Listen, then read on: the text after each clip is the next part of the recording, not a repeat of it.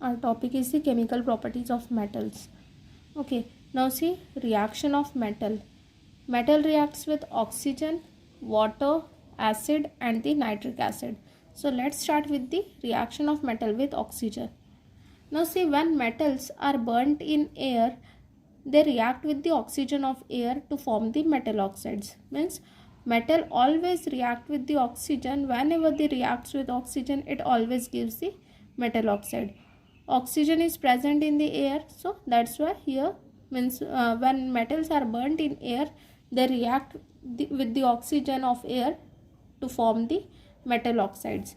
So here I've written here one example, sodium. Sodium when react with oxygen, we get the sodium oxide. Now see, in your syllabus up to 20 metals are there, atomic number 20 you have to prepare. So you can take any example. Now here I have taken the sodium. Sodium, after that if we take the example of magnesium, when magnesium reacts with oxygen, we get the magnesium oxide. Now these reactions I have written. Now we have to balance it. Here Na2O, here sodium is 1, oxygen 2 and here oxygen 1, here oxygen 2, so I will write here 2. Again sodium becomes 2 to the 4, so here 4. Magnesium oxide, here oxygen O2, so 2 here, 2 oxygen, magnesium 2, so here 2. Okay, now see aluminium. If we see with the aluminium, when the aluminium reacts with the oxygen, it gives the Al2O3. Now here oxygen 3, here 2, so we'll write here 2, 3 to the 6, so here 3 to the 6. Aluminium 2 to the 4, so here 4. This is the balancing you have studied in the previous chapter only. So now here we have to see the reactions only. So when the metal reacts with oxygen, it always gives the metal oxide. Now see here, these compounds here form. How do we get? Now we are studying theoretically, so here directly we have to write. Even you have to learn this reaction, but when we see when we perform the practical, you will get this in the powder form. Okay, now see here sodium oxide, but how do we get this formula? You have studied all these things in 9th standard only. Valency of sodium 1, oxygen valency 2. So when we cross this oxygen 2, so we get the Na2O. In the same way magnesium valency 2, oxygen valency 2, so we get the Mg2O2. Both get cancelled and formation of MgO. Aluminium valency 3, oxygen 2, so when we cross it, here we get the Al2O3. So these things you have studied in the 9th standard only. Now you have to study the reactions. Now see here, when the metal reacts with oxygen, we get the metal oxide. Now these metal oxides are basic oxides. See, these metal oxides are basic oxides. But all the metal oxides are not the basic oxides. Only few are there that are basic in nature. Basic oxides means these are basic in nature. Okay, now see here, basic in nature means what? It turns the red litmus paper blue.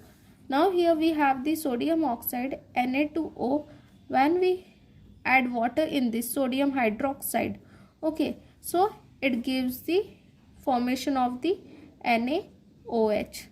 Okay, this sodium oxide, this is the basic in nature, basic oxide, and when this basic oxide reacts with water, formation of the metal hydroxide, that is the sodium hydroxide. Means what? Suppose we have the sodium, piece of sodium, just burn it. Okay, if we put that sodium metal in the air, just take a bowl and put the sodium metal piece and put it in the bowl. After means it takes only few seconds only, it starts to burn and it get converted into white powder, that is the sodium oxide. Now this sodium oxide, then put this sodium oxide in the water. Suppose this is the container, here water is present, and now add in this sodium oxide. This sodium oxide reacts with water and here we'll get the NaOH. Now this sodium oxide is basic in nature. So how do we come to know this is basic in nature? Put here litmus paper, red litmus paper. This red litmus paper will get convert into the blue. So this indicates that this sodium oxides are basic oxides which are basic in nature. Sodium oxide we have seen this example. Now let's see the second, magnesium. Okay, magnesium oxide. When the magnesium it is the magnesium ribbon. You have seen in the crackers that one cracker is there, rassi. Okay, so magnesium is also in the ribbon form only, magnesium ribbon. So this magnesium, when we burn that magnesium ribbon, means in the cracker, when you burn that ribbon, you will observe that white colored powder will produce. So in the same way, magnesium ribbon also, when reacts with oxygen, we get the magnesium oxide, and this magnesium oxide is basic in nature. This magnesium oxide when react with the water, here we'll get the magnesium hydroxide, MgOH twice. Understood? Now see here, you will have the question here NaOH and here MgOH twice. Now see again same concept only. Here we have seen sodium valency 1, OH. This is the hydroxide group. It having the -1 charge. See in the 9th standard textbook, there is one chart, acid and basic radical. They are only given the charges of this OH, SO4. Okay, now see here sodium 1, OH1, cross it, here we'll get the NaOH. In the same way, magnesium hydroxide, Mg valency of magnesium 2, OH1. When we cross this, here we'll get the MgOH twice. Okay, so when the metal reacts with oxygen, we get the metal oxide, and metal oxides are when the metal oxides when react with the water, we get the hydroxide. These are called as the alkali. Okay, now see metal oxide, when the metal oxide reacts with only few metal oxides, not all. Few metal oxides when react with water, it gives the alkali.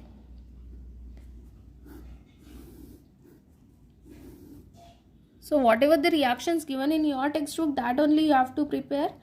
Okay, so here I have taken the aluminium extra example which is not given in your textbook.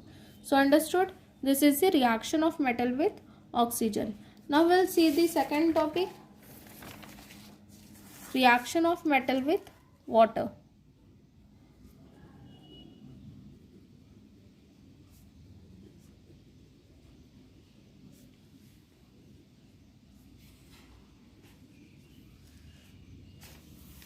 Now see in this we have to see reaction of metals with water.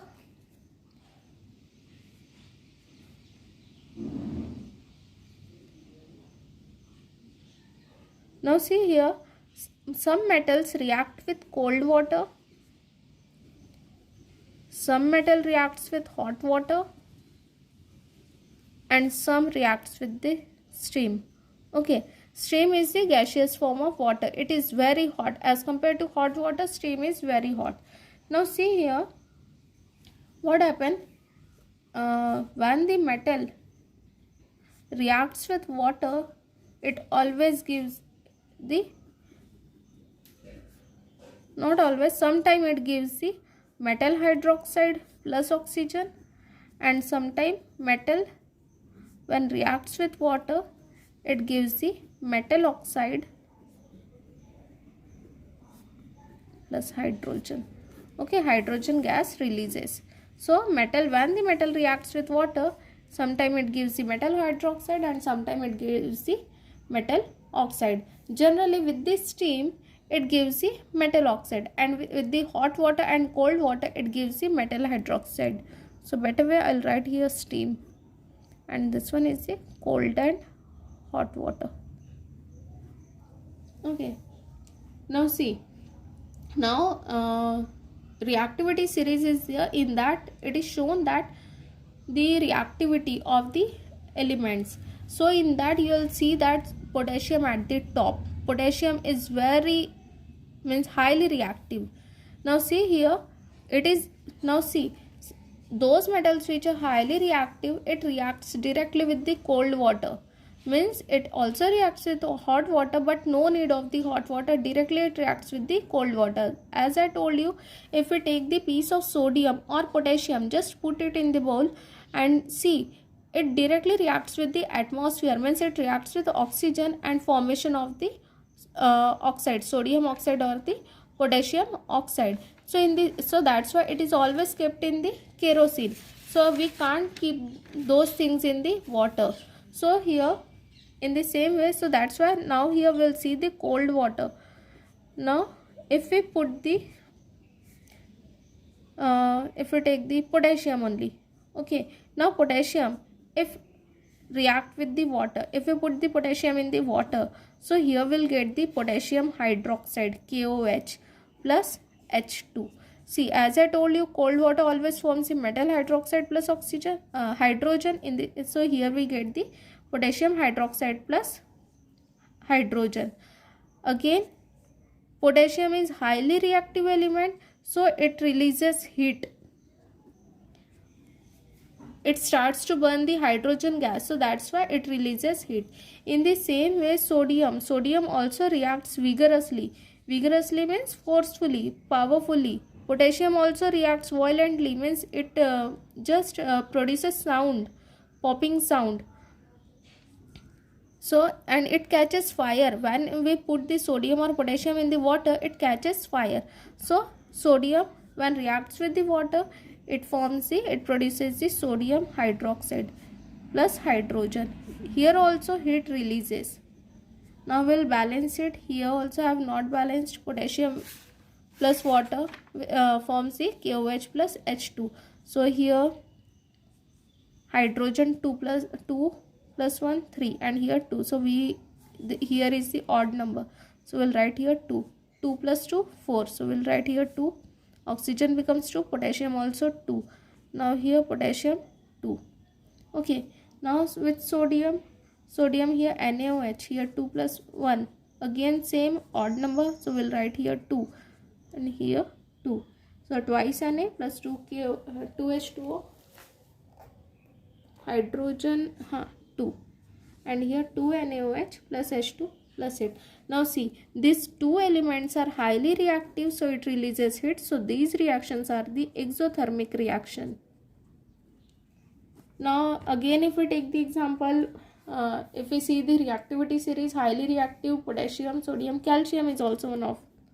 So calcium, when react with water, it always produces CaOH twice. Valency of calcium 2, OH 1.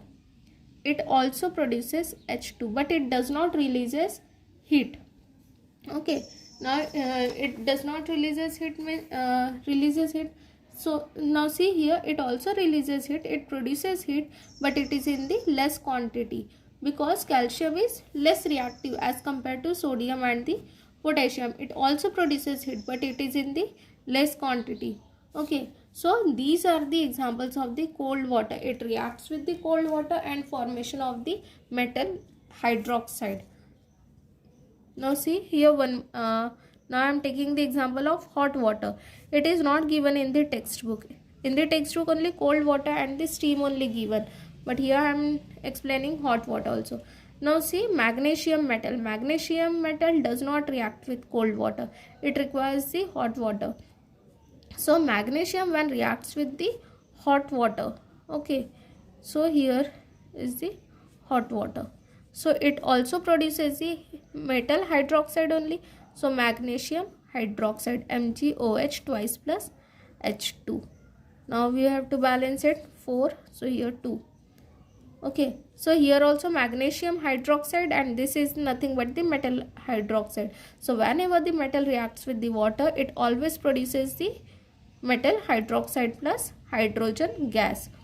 Now magnesium is less reactive as compared to calcium, so it also does not releases the heat. Okay, so magnesium gives the magnesium hydroxide, but it always reacts with the hot water. Now we'll see the next with steam. Okay, now see steam. Metals like aluminium, zinc and iron, these metals do not react with either cold water or hot water. They react with steam only. Okay, so it forms the, now here we have seen when the metal reacts with the steam, it forms the metal oxide and hydrogen. So we'll see the examples of this. So whenever the aluminium when reacts with the steam, H2O, okay, so it produces the Al2O3 plus hydrogen. So now we have to balance it. Hydrogen 2, oxygen 3, here 1. So we'll write here 3, 3 2s are 6. So here 3. Aluminium twice, so twice. So whenever the aluminium reacts with the steam, okay, so steam is very hot as compared to hot water. So it produces the metal oxide, that is the aluminium oxide plus hydrogen gas. Then if we take the example of zinc, zinc also when reacts with the water, that is in the form of steam, it produces the zinc oxide plus hydrogen. Again iron, Fe. Fe also reacts with the steam. It produces the Fe3O4. This is the iron oxide plus hydrogen. Now we have to balance it. Here oxygen 4. So here we have to write 4. 4 2s are 8. So here 4. Iron 3. So these 3 examples, these always react with the steam only. Okay, so magnesium, aluminium, zinc and the iron always react with steam. It does not react with the cold and hot water. Now see in the textbook, one diagram is given.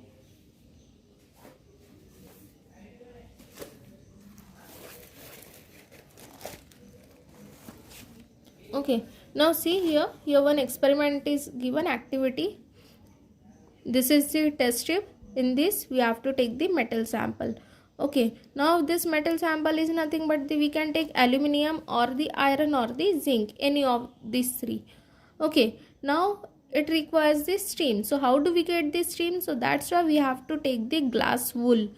This glass wool we have to just soak in the water and just put it in the test tube. And here is the glass wool. Here we have to insert the metal and this one is the rubber cork. Put here one bent tube. Again here test tube in the container filled with water. Now see, as we start the burner, this glass wool absorbs the heat. Due to absorption of heat, water, it contains the water. That water will get converted into the vapor and that steam will pass through this metal. Means this metal will react with this steam which comes out through this glass wool, and this metal gets converted into the whatever its oxide. If suppose if we have take the aluminium, so here we'll get the aluminium oxide and the hydrogen gas also produced.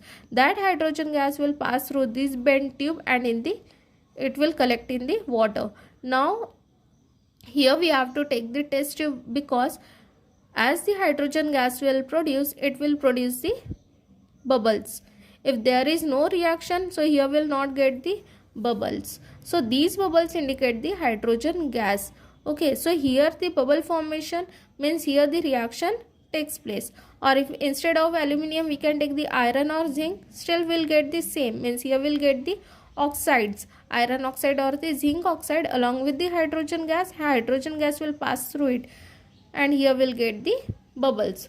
So this is all about the reaction of metal with water.